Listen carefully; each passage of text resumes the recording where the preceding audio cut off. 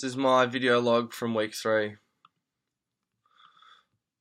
My week 3 log is to be about me beginning to implement my trials and begin testing samples in the lab. It was an extremely eventful week which really saw my mind into information overload. Beginning my lab work, collecting samples and testing my samples in the lab saw much progression towards the completion of my phosphorus project, but they certainly weren't without a few setbacks throughout the week. The knowledge required to test and analyse the data from the samples I was collecting was non-existent at the start of the week.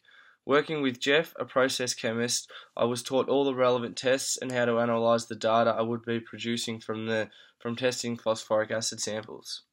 Week 3 was probably the week which saw the largest amount of information overload when compared to the first few weeks of my placement.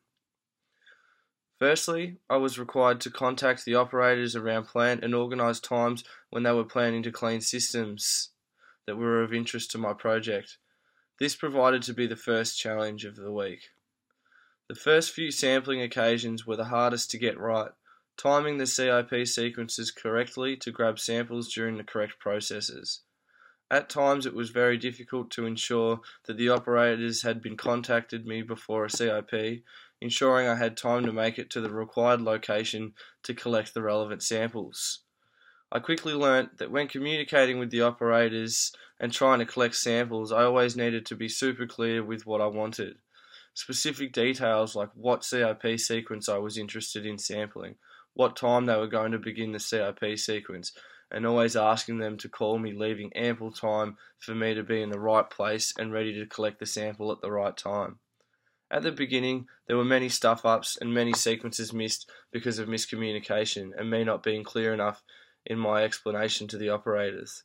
However, learning from my mistakes, by the end of the week, the collection of samples was becoming easier with less mistakes. It was my communication skills that were tested and saw much development from the experiences gained.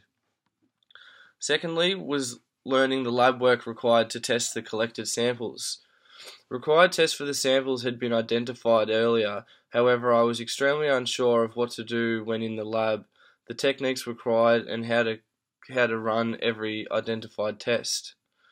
Once at the beginning of the week I teamed up with Jeff, one of the process chemists, who showed me how to run all the tests we had previously identified. Almost everything he showed me was new to me, and there were large amounts of chemistry involved that I had never learnt during my environmental science degree. It really saw me with information overload as I was trying to keep up as we moved from one test to the next. Having so much information to process and remember in the lab was extremely overwhelming at the beginning. I found that during the demonstrations it was of much benefit for me to quickly write dot points regarding the tests and processes required. During the week when I was running the test without Jeff, I found that it was always best for me to ask questions and for help to anyone around in the lab. I found that people were happy to help me and very understanding that I wasn't a chemistry student. By the end of the week, the advancements in my chemistry knowledge and skills were incredible. My chemistry knowledge saw the greatest development during week 3 than it had so far over my entire placement. Thirdly, I was required to analyse and interpret the data I was producing from the lab. At the beginning, much of the figures and data I was creating were confusing and I was unclear on how to draw conclusions. It required a short meeting with Jeff, the process chemist, towards the end of the week to help me really identify the findings and what the data meant that we had created in the lab. Learning how to analyse the data really saw an increase in my critical thinking skills. Being able to look at new and foreign information and draw conclusions from the lab work I was creating was a great accomplishment in my skill development. It really saw how the new and different data can really interpret different things, and it really made me look outside the box at what different possibilities could be. Also, analysing these new data really got my mind thinking of new and different trials that I could be running on my samples to produce even more data